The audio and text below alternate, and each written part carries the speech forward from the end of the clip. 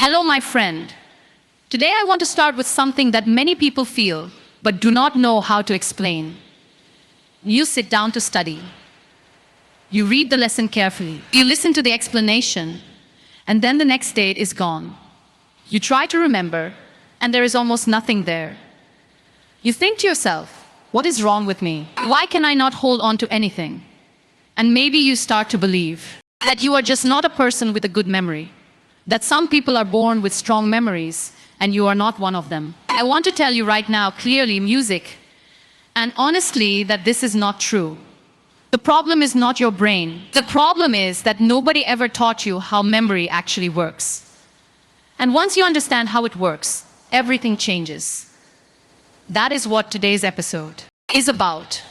Not complicated science, not difficult techniques, just a clear, honest picture of why we forget and what we can do about it. Let us start with the most important thing, music, to understand. Forgetting is not a weakness. It is not a sign that something is wrong with you. It is a completely normal and natural process that happens inside every human brain, including the brains of people who think music have great memories. Here is why. Every single day, your brain receives an enormous amount of information. Words, images, sounds, notifications, conversations, advertisements, thoughts. If your brain tried to keep it all, it would be completely overwhelmed. So, your brain does something very smart. It decides each piece of information. It asks quietly and automatically, is this important? Will I need this again? If the answer is yes, the brain, music holds on to it. If the answer is no, the brain lets it go. This is not laziness. This is your brain protecting you from drowning in information. The challenge is that our brain sometimes lets go of things we actually wanted to keep. And understanding why that happens is the first step to changing it. The first reason we forget things is very simple. We were not really paying attention when we learned them. Think about this moment. You are in a meeting or a class. Someone is talking. Your body is in the room, but your mind is somewhere else. You are thinking about something you need to do later or something that happened this morning. You hear the sounds, but you're not really listening. And then, music. Later you have almost no memory of what was said.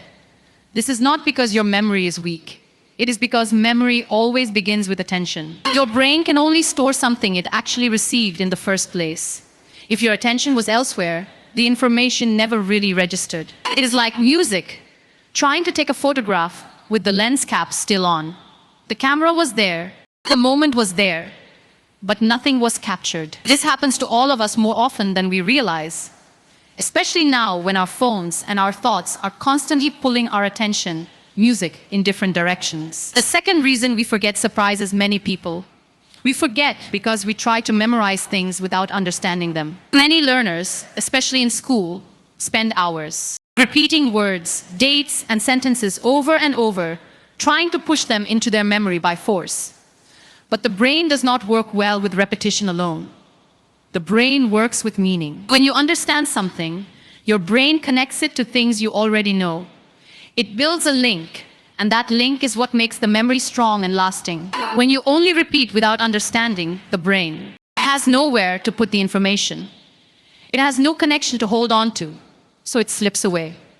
Think about learning a phone number. If you just repeat the numbers, you might remember them for a few minutes. But if those numbers mean something to you, maybe they are connected to a date you know or a pattern you recognize, the memory becomes much stronger. Understanding is the glue that makes information stick. The third reason is stress. And this one is very important for anyone who has ever sat down to take a test or speak in a second language and suddenly felt like their mind went completely blank. When we are under stress or pressure, something changes music in the brain. The brain shifts its attention towards survival. It becomes focused on the threat, on the feeling of danger or fear. And in that state, it becomes very difficult to access memories that we actually have. This is why you can know a word perfectly when you're music relaxed at home, and then completely forget it when someone asks you to use it in a real conversation. The word did not disappear. The stress just made it temporarily unreachable. Music, a calm, relaxed state of mind, is not a luxury when it comes to learning. It is a genuine necessity. The brain learns best when it feels safe. The fourth reason we forget is one of the most common and most fixable. We study something once and then never come back to it. Many people study a lesson one evening, feel like they understood it, and then music move on to the next thing. But memory does not work like a hard drive where you save a file once and it stays forever. Memory fades naturally over time. That is just how the brain is built. What stops it from fading is returning to the information, not reviewing it 10 times, music in the same afternoon, but coming back to it the next day, then a few days later, then a week later. Each time you return to something, music, your brain receives a signal. This information keeps coming back, which music means it must be important, so I should keep it. Without those return visits, the brain simply concludes that the information is no longer needed and quietly removes it. The good news is that each review does not need to be long. Even 5 minutes of returning to something you learned 3 days ago can make a significant difference. The fifth reason is sleep, and I want to spend a moment on this one because it is the most underestimated factor in memory, especially for people who try to study late at night or reduce their sleep to have more time for learning. When you sleep, your brain is not resting. It is working. It is going through everything you experienced and learned during the day, deciding what to keep and where music to store it. The memories that felt important are strengthened during music sleep. The information that felt unimportant is cleared away. This process cannot happen properly without enough sleep. When you cut your sleep short to study more, you are actually reducing your brain's ability to hold on to what you studied. You're undermining the very thing you are trying to build. Sleep is not time wasted. Sleep is when your memory is made. The sixth reason is that we learn things but never actually use them. The brain has a very practical way of deciding what to keep. It keeps music, what gets used. If you learn a new word but never speak it, write it, or hear it in a real context, your brain eventually concludes that this word is not part of your active life, music, and it lets it go. But if you use that word in a sentence on the same day you learned it, and then again a few days later in a different situation, your brain receives a completely different signal. Musics. This word is being used. It is real. It matters. Music, keep it. This is one of the most powerful things you can do for your memory. Use new information as soon as possible in a way that feels real and connected to your actual life. Now, all of this brings us to something very important. Everything we have talked about so far comes back to one thing: attention. Because before your brain can remember something, it first needs to truly receive it. And that only happens when you are paying real attention. We live in a time when attention is pulled in many directions at once. Most of us have experienced this. Reading a paragraph and reaching the end without being able to say what it said. Listening to someone speak while our mind was already forming a reply.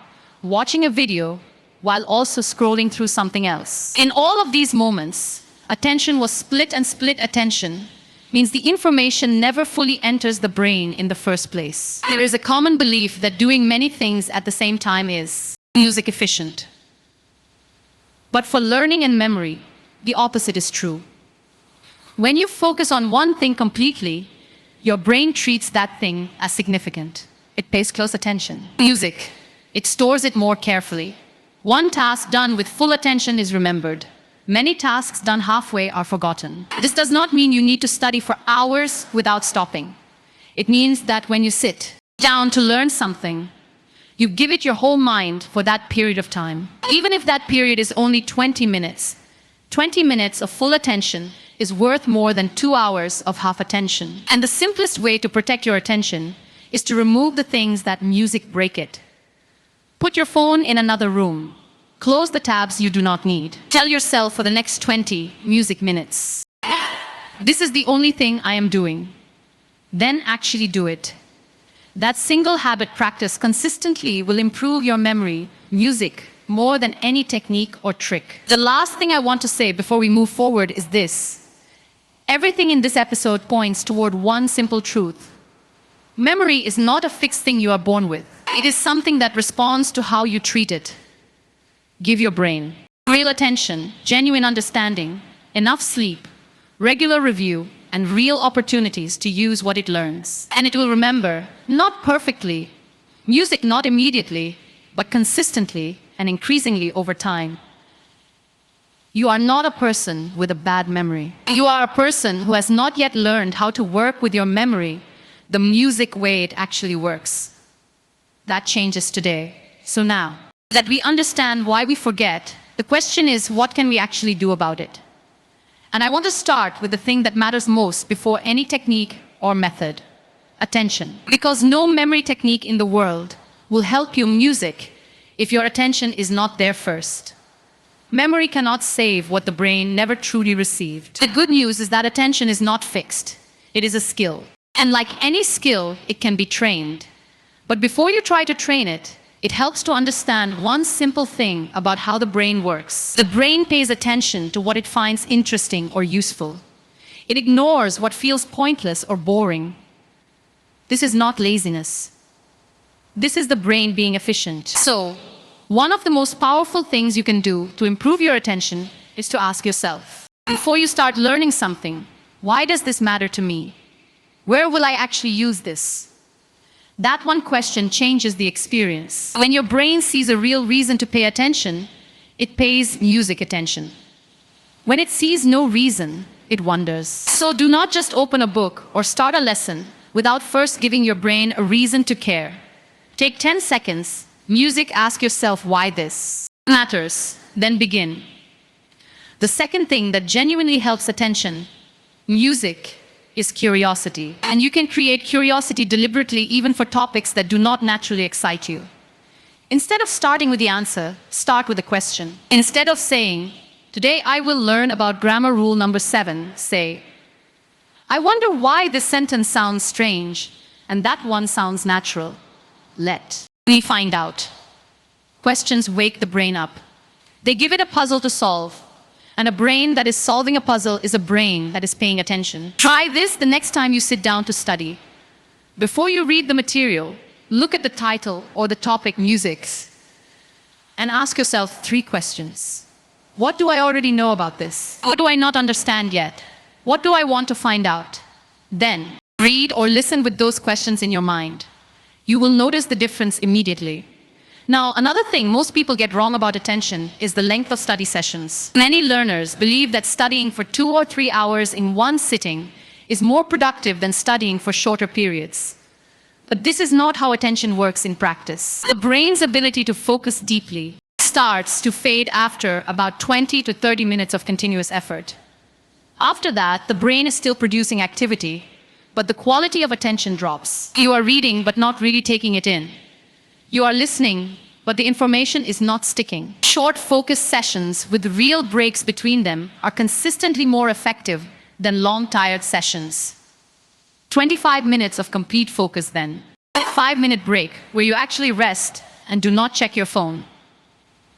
Then another 25 minutes. This rhythm works with how the brain naturally operates instead of fighting against it. You do not need more hours. You need better hours. And the single most practical thing you can do to protect your attention is to prepare your environment before your music begin. This sounds small, but it is not. Every distraction that is present when you start studying is a problem waiting to happen. Your phone, even when it is face down on the table, pulls your attention. Research has shown that just having your phone nearby, even when it is silent and turned over, reduces your ability to focus. Because part of your brain, musics, put it in another room. Close the browser tabs. You do music not need. If there is noise around you, use headphones with simple background sound or move to a quieter place. Music. These are not dramatic changes, but they create the conditions where real attention becomes possible, and real attention is where real memory begins. Now let us move to something that changes everything about how we learn. The difference between memorizing and understanding. Most of us were taught that memory means music repetition. Read it again. Say it again. Write, music it again. And repetition does have some value, but only when it is built on top of genuine understanding. Without understanding, repetition creates what you might call surface memory. The information sits at the top of your mind for a short time and then slips away. With understanding, something completely different happens. The brain connects the new information to things it already knows. It builds a structure, and that structure is what makes the memory strong and lasting. Think about it this way. Imagine you are trying to remember the layout of a city you have never visited. Someone reads you a list of street names. You repeat them, and then a week later, almost all of them are gone. Now imagine you actually walk through that city. You see how the streets connect. You notice that the main road runs north to south. You find a landmark in the center. Suddenly, the same streets, music, become part of a map you can navigate. You did not memorize more music, but you understood more. And understanding turned the isolated names, music, into a connected picture that your brain could hold. This is exactly how learning works. When we understand something, the brain says, I see how this fits with what I already know. And that connection is what makes the memory last. So, how do you actually build understanding instead of just memorizing? The most powerful method is also the simplest. Try to explain what you just learned in your own words, as if you are talking to a friend who knows nothing about the topic. Not using the exact words from the lesson, not reciting the definition. Just explain the idea in the way you naturally speak. This one action reveals something very important. If you can explain it simply, you understand it. If you cannot, you only memorize it. And the act of trying to explain it, music, even when you struggle, is itself what deepens the understanding. You do not need a real person to explain things to. You can talk to yourself while you walk. You can write a few sentences in a notebook. You can record 0000 19 45 0021. The voice note on your phone. The medium does not matter. What matters is making the brain produce the idea in its own words, not just recognizing it when it sees it again. Another thing that makes understanding deeper is connecting new information to your real life.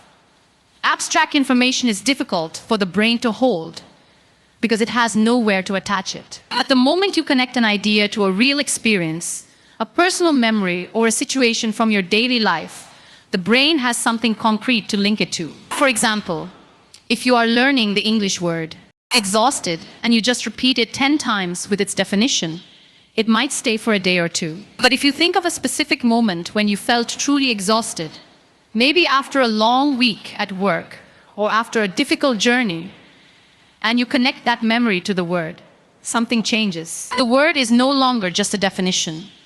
It is attached to a real feeling, a real experience that already lives in your memory. Music and words that are attached to real experiences are far easier to recall when you actually need them. Now, music. I want to say something about the connection between understanding and stress, because it matters more than most people realize. Many people feel a quiet fear when they sit down to study. Fear that they will not remember. Fear that they will forget again. Fear that they are not smart enough to hold on to things. And this fear, even when it is small and quiet, creates tension in the mind, and tension makes it harder to think clearly, to focus, and to remember. Understanding is one of the most direct ways, music, to dissolve that fear. When you understand something, you feel a kind of stability. You feel like you are standing on solid ground, not just holding a piece of paper that the wind might take away. You feel confident. And confidence in learning is not just a nice feeling, it is a genuine tool. Music. A confident mind is open. A fearful mind is closed. And open minds learn faster, connect more deeply, and remember longer. So, every time you catch yourself rushing to memorize something you do not yet understand, stop, slow down, ask one more question, read it one more time, because the few extra minutes you spend understanding will save you hours of reviewing music, something that keeps slipping away. And before we move forward, I want to add one last thing about understanding that connects everything we just talked about. When you truly understand something, coming back to it later becomes easy. the beginning, you only need a short reminder and it comes back quickly. But when you only memorize something without understanding it, every time you forget it, you have to start over. You repeat the same information again and again, and it keeps slipping away. Understanding saves time. It reduces the pressure of learning music, and it gives you a kind of confidence that memorization never can. Because you are not just holding a fact in your hand. You actually know what it means. Now let us talk about specific techniques that help memory work better. And I want to be honest with you here. There are many memory techniques in the world, and most lists about this topic give you 10 or 15 methods to try. But in my experience, that is music too many. When you try to use 15 techniques at the same time, you end up using none of them well. So I want to focus on the ones that are genuinely powerful and that you can actually start using today. The first one is visualization, and it is one of the most effective tools the brain has. The reason it works is simple. Your brain processes images much faster and more deeply in music than it processes words. When you read or hear something in word form only, it stays at the surface. But when you create a picture in your mind connected to that information, the brain has something visual to hold on to, something it can return to much more easily. So when you learn a new word, do not just read the definition. Close your eyes for a moment and imagine the thing it describes. If the word is exhausted, do not just think very tired. Picture yourself at the end of a long, difficult day. Feel the heaviness in your body. See yourself sitting down and not wanting to move. That image connected to the word is something your brain will hold much longer than a definition on a page. You can use this with any kind of information. Learning a process. Imagine each step happening in front of you like a short film. Learning a name connected to a face or to someone you already know with a similar name. The more vivid and specific the image, the stronger the memory. The second technique is one of the most powerful ever studied: music.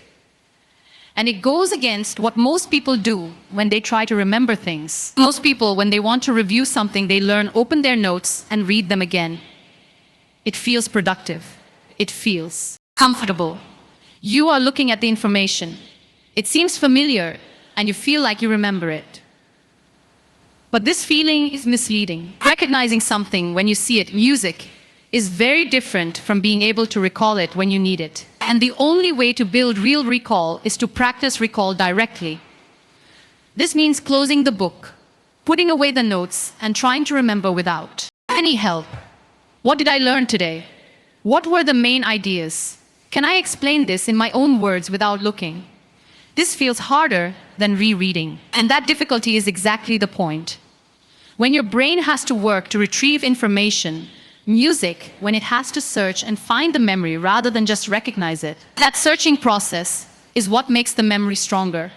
Scientists call this the testing effect, and it is one of the most reliable findings, music, in the study of how memory works. The students who tested themselves regularly remembered far more than the students who spent the same amount of time rereading their notes. So after every episode of this podcast, after every lesson, after every chapter you read, close everything and ask yourself, what do I remember? Even if the answer is incomplete, even if you can only recall half of it, that practice is building your memory in a way that passive review never will. The third technique is about timing, and it might be the most practically important one. Your brain forgets information over time, and this happens in a predictable pattern. Memory is strongest right after you learn something. Then it starts to fade. But if you come back to the information just before it fades completely, music, something important happens. Your brain holds on to it much longer the next time. And if you do this again and again, 0, 0, 27, 50 in 0, 0, 29, 09 at increasing intervals, the memory eventually becomes very strong and very stable. In practice, this means that if you learn something today, you should review it tomorrow, not for a long time, just 5 or 10 minutes to remind yourself. Then come back again after music, 3 days. Then after a week, then after 2 weeks. Each time you return, the memory gets a little stronger. And the next gap before you need to review can be a little longer. This approach is called spaced repetition. And what makes it so effective is that it works with a natural rhythm of how your brain stores information instead of fighting against it. The most common mistake people make is reviewing everything on the same day they learn it, studying the same material 3 times in one evening, and feeling like they have prepared well. But that kind of same-day repetition does not give the brain a chance to forget and then recall. And that forgetting and recalling process is exactly what makes the memory strong. A short review spread across several days, music is far more powerful than a long review done all at once. Next, I want to bring all of these techniques together with one simple picture of what a good learning habit actually looks like in real life. Imagine you listen to this episode today. At the end, you close the podcast and you spend 3 minutes asking yourself what you remember. You do not check, you just try to recall. Then before you sleep, you spend 5 music minutes with a small notebook and you write down 3 things from today that you want to remember. Tomorrow morning, you spend 2 minutes reading those 3 things and trying to explain each one in one simple sentence. 3 days later, you come back to those same notes for 5 minutes, close the notebook, and again try to recall. 1 week later, you do the same. That is it. That is the whole system. Short, regular contact with the same material spread across time, with active recall built in at every step. No long study sessions, no highlighting the same sentences again and again. Just coming back, remembering, and moving on. And the words that once felt slippery and difficult to hold will slowly become part of the way you think without forcing, without stress, without the feeling that you are constantly studying things that keep disappearing. Memory works when you work with it, not against it. Now let us talk about something that all the techniques and insights in this episode depend on what you actually do every day. Because memory is not built in one big study session. It is built in small moments, repeated consistently day after day. And the good news is that the habits that build strong memories do not need to be complicated or time-consuming. They just need to be real and regular. The most important thing you can do in the morning is to protect the first few minutes of your day.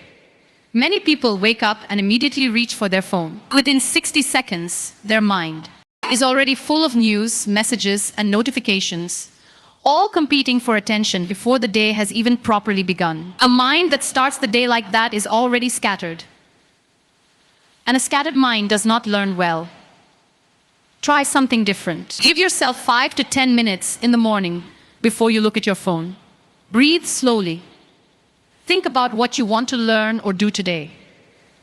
Let your mind arrive at the day gently instead of being pulled into it. This one small change creates a quality of focus in the morning that is very difficult to achieve later in the day when everything is already noisy. During the day, the single most powerful habit you can build is the habit of brief daily review. Not long study sessions, but short music regular moments of coming back to what you have already learned. Music 5 minutes in the afternoon, 3 minutes before dinner, a quick mental review while you walk somewhere. The question is always the same. What do I remember from what I learned recently? Not rereading, not highlighting, just trying to recall. This keeps the information active music in your brain, signals to your brain that it is still relevant and prevents the slow fade. That happens when we learn something once and then never return to it. The learning does not have to be recent. Music. You can come back to something from last week or last month. Every time you successfully recall something, that memory becomes a little stronger and a little more permanent. Music's. One habit that many people overlook is physical movement.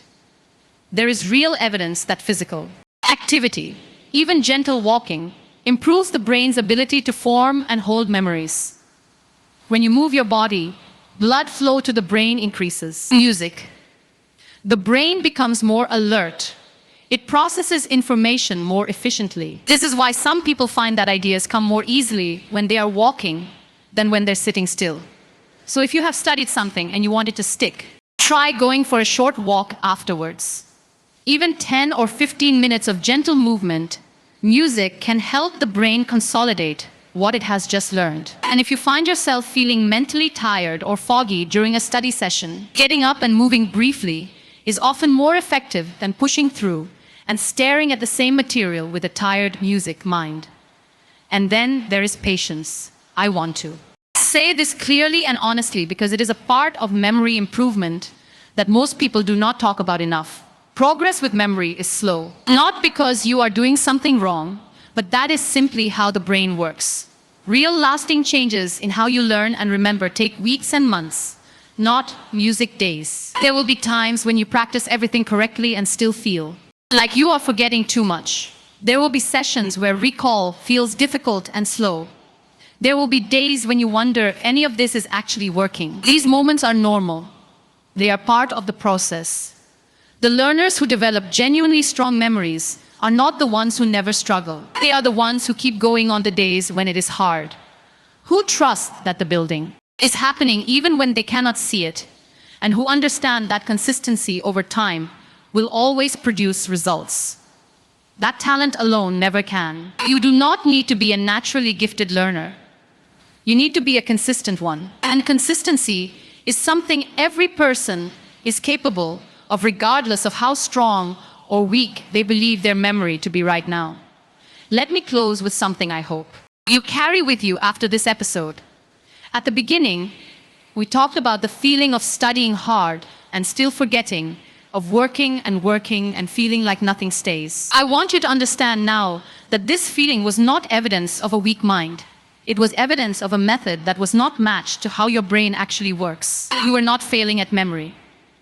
You were using tools that were not designed for the job. Now you have different tools. You understand why the brain forgets and what music it needs to hold on to. You understand the difference between passive exposure and active music recall. You understand how to create connections that make information stick. You understand that the timing of your review matters as much as the content of it. And you understand that none of this requires talent. It requires practice, patience, and the willingness to do small things consistently.